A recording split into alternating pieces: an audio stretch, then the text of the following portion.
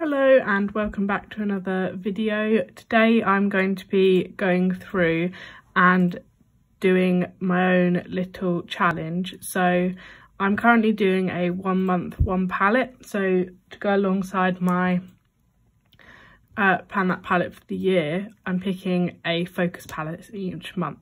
And I thought it'd be quite fun to go through and for me to decide if I was picking which palettes I would have each month, what I would choose and like what order I'd put them in.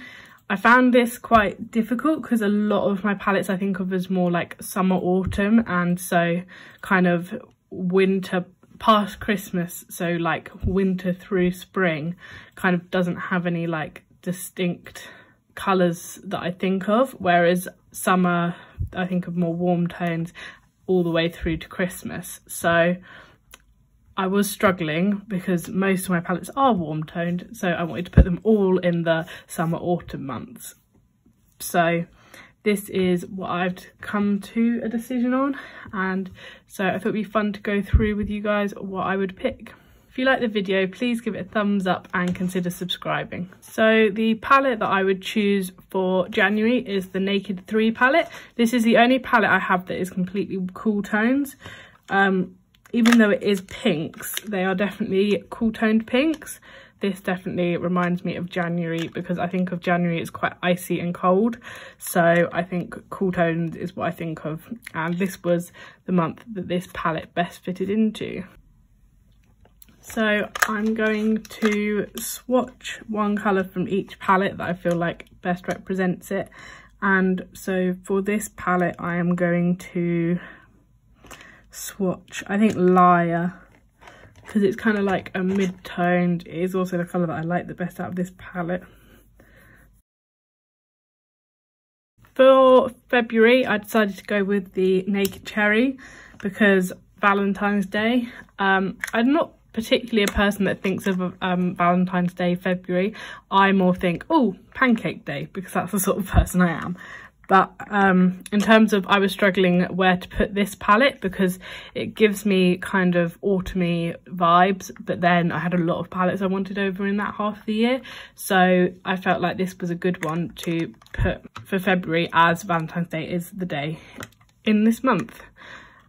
So obviously these pinky reddy tones are definitely very Valentine's Day, and I think I'm going to go for this sparkly pink one to represent it because I think that is a very Valentine's Day shade, just nice and light and pink and shiny. So the next one I picked, so for March, I decided to go with the original Naked palette. Now I thought this would be a good 1 month, 1 palette for March because it is kind of, March is just like another month. Like there's nothing particularly special about March. It's just, you know, another month, another day. And I feel like this palette really for me is just, you know, it's a reliable palette. If I don't know what I'm wanting to do, I just reached for this palette and I know what I'm doing. It's easy to put eye looks together from it for me. So I felt like, you know, there's nothing, it's kind of an all-rounder palette, and I feel like March is an all-rounder month as nothing particularly happens. So I'm going to go for Sidecar because it's my most used shade in this palette, which is quite interesting swatching it next to this because it makes it look really brown next to these other swatches. I don't know how well you're going to be able to see these because they are also shiny shades. The next palette, so the palette that I've picked for the month of April, is the Morphe 9T. Now again, this is just a neutral palette. It's just, you know, very basic, and this half of the month is, you know, it's just another month. Obviously there's Easter, but I don't particularly feel like there's eyeshadows for Easter. So I'm going to pick this shade. As you can see, I'm picking all the shimmers, but it's a nice kind of bronzy shade, which maybe wasn't the best one to pick out of this palette to represent it. But yeah, I don't really have much reasoning for the ones this half of the month. I feel like the further into the video we get, the more reasons I have for placing the palettes. I was going to put this one in February because I thought it's a small £9 palette. It'd be quite good to focus on a smaller palette for the smaller month, but I was really struggling with where to put the Naked Cherry, so I decided that would go for Valentine's Day and this one would get pushed further down a bit. So this is the palette that I would pick for April. The next palette, so the palette for May, would be the Naked Honey. So for me, this is starting to get into more summery tones and more summery autumn tones. Now I know a lot of people consider this a very autumnal colour palette, but I think it's just, you know, a warm goldeny. It's not quite as warm as some of the other palettes I've got further on. So it is a bit more, not necessarily neutral, but neutral. It's definitely still a warm palette. I think I'm going to go for the Matte Keeper to represent this palette, because I feel like that is what most of these tones are. And the palette also is mainly mattes compared to shimmers. So I feel like I need to represent that in the colour I pick. That is that shade. It doesn't... It's funny because that colour to me doesn't look appealing at all, but I really like it on the eyes. Next, for the month of June, I have picked the 9D palette. Now this is obviously a very nice, warm, bright palette, so that's why I think it's great to start off the summer months with this palette. I think that, you know, these three shades are just very summery and definitely are what I think of when I think of summer colours and just fun and kind of holiday vibes, sunsetty holiday vibes. So I think it'd be really nice to start off the summer months with a big, yep, we're really into summer now. So the shade I'm going to pick for this one has got to be this bright orange, because I feel like it's between these three shades and that is the middle man. So oh, it'll be interesting. It's a lot. Yeah, look, it looks so bright next to that other. Makes that shade look so much more mustard when you've got such a bright orange right next to it. It's kind of funny, you can see I'm just in the light shimmers for the first few months of the year, and then it comes into, right, now there's actually colour to this. Next is the month of July, so I thought that I would put my Pan That palette in for the month of July, because I think it would be really good, because halfway through the year I might start to fall off with panning this palette, start, you know, getting bored with it. So I thought, you know, having a 9 pan as my 1 month one palette the month before meant that I could, you know, mainly focus on this, maybe neglect it, focus on the other just have more of a play as a congratulations for getting halfway through it, and then the next month really launch back into it with having this palette as my 1 month one palette. So having one less focus. So this palette is strange because I really do feel like there are two halves to it, but as I'm putting it in as a summer month, I feel like I've got to go for Amber Lights as my shade to represent the palette. So there we go, we've definitely got into the warm goldeny bronzy colours, and I just think it'd be quite nice to get this palette midway through the year so that I can really, you know, have a refresh with it. I do think this palette will be interesting when it does come up, because obviously if I got it sooner rather than later it'd be great because it would give me a nice head start and I wouldn't feel burnt out by the palette yet. Whereas if I got it in the middle, obviously I could use it as like really focus on it and then maybe give myself a month off it, or it could go right at the end and be like a final push and like, right, come on, how much can you get done? So I think this palette will be interesting wherever it gets placed. So I'm excited to find out when I will have this as my 1 month one palette. So the next month is August, which is always a very summer month for me. Definitely think of holidays. We'd always go on our summer holidays before the virus. We'd always go, if we were going on holiday, in August.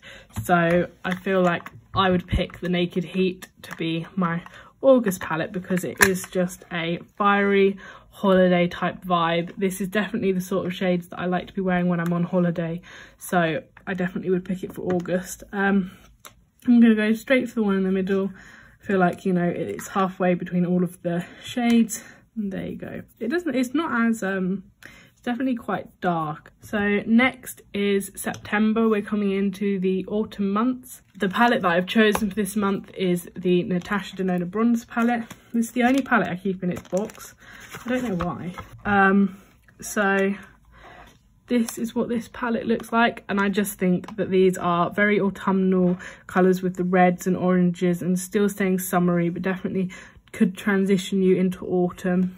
I also got it in September, so I don't know if that's what's also influencing my choices. Now, picking a colour to represent this, I think I'm going to go for True Bronze. That is a very glittery, gorgeous shade. I really like that colour. So this is the palette that I have picked for September. Right, next is October, and I have put the Baby Yoda palette in because I really like greens. This autumn I was really wanting greens all autumn, and so I got this palette to fulfill that need, and I really like it. I'm really struggling. I've got this shade in my Pan eyeshadows, and I have to say it is my least favourite shade in this palette, and I'm really struggling because it is such a cool tone shadow. I definitely got the palette for all of these shades, but I'm glad that I have this shade because it makes me realise that I really don't like cool tones. But I think that the rest of these would really, you know, be great for the autumnal months because there's such a variety. I think I'm going to swatch the Force because it is kind of like got a green shift. That has a very green shift to it. So it kind of represents the two halves of the palette. The penultimate palette for November is the Tatti Beauty palette. Now, I did really consider about putting this in December because of all of the glitters, but I didn't really quite want to do that because I do like more reds and greens in December, whereas this palette doesn't really have those, so that's why I put it off from that. But I did feel like it needed to be kind of in the run up to. But also this palette does have the more autumnal colours. It has these oranges and the plummy colours. It kind of gives me the variety. So say I'd pick the Heat or the Cherry to go in this spot.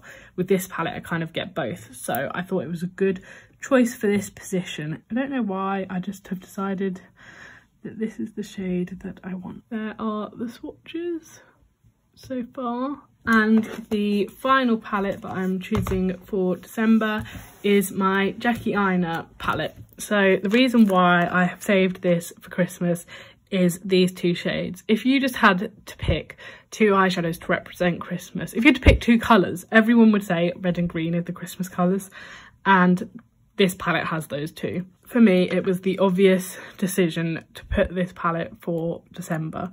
Also, the shades in here are so special, and I feel like you could get a really nice New Year's Eve look using these shadows, and you've just got everything you could need for any Christmassy event you were going to.